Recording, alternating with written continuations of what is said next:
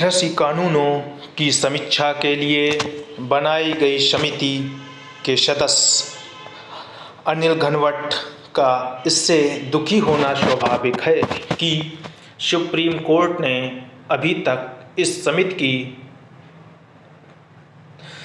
रपट का संज्ञान नहीं लिया। उन्होंने सुप्रीम कोर्ट के प्रधान न्यायाधीश को चिट्ठी लिखकर न केवल इस रपट का संज्ञान लिए जाने की मांग की है, बल्कि यह भी अनुरोध किया है कि उसे सार्वजनिक किया जाए।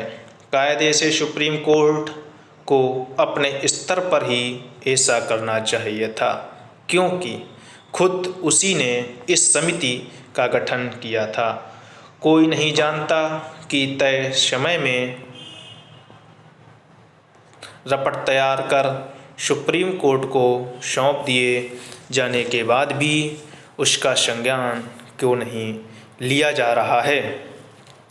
इस देरी का एक दुष्परिणाम तो यह है कि तीनों कृषि कानून लंबित पड़े हुए हैं और दूसरे किसान संगठन अपनी सक्रियता बढ़ाते चले जा रहे हैं। वास्तव में इसी कारण किसान संगठनों की गतिविधियां बढ़ी हुई दिख रही हैं। अब तो यह भी साफ है कि उनका आंदोलन पूरी तौर पर राजनीतिक रूप ले चुका है। वे पंजाब, उत्तर प्रदेश और उत्तराखंड के आगामी विधानसभा चुनावों में अपनी ताकत का प्रदर्शन करने के लिए तैयार दिख रहे हैं।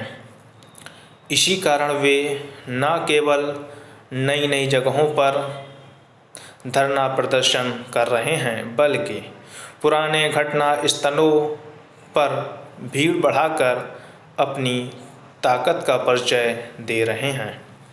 इसमें हर्ज नहीं, लेकिन समस्या यह है कि उनके धरने लोगों को तंग करने का काम कर रहे हैं। दिल्ली सीमा पर बीते 9 महीनों से 3 स्थानों पर रास्ते बाधित हैं। इसके चलते हर दिन लाखों लोगों को परेशानी उठानी पड़ रही है। इससे सुप्रीम कोर्ट भी परिचित है, लेकिन पता नहीं क्यों वह बाधित रास्ते खुलवाने में दिलचस्पी नहीं दिखा रहा है। बीते दिनों ही उसने रास्ते खोले जाने की एक याचिका को सुनने से इनकार कर दिया। आखिर इसे किसान संगठनों के धरने से त्रस्त हो रहे आम लोगों की उपेक्षा के अलावा और क्या कहा जा सकता है। समझना कठिन है कि जिस मुद्दे पर जमकर राजनीति हो रही है और लोगों को परेशान करने वाले काम किए जा रहे हैं।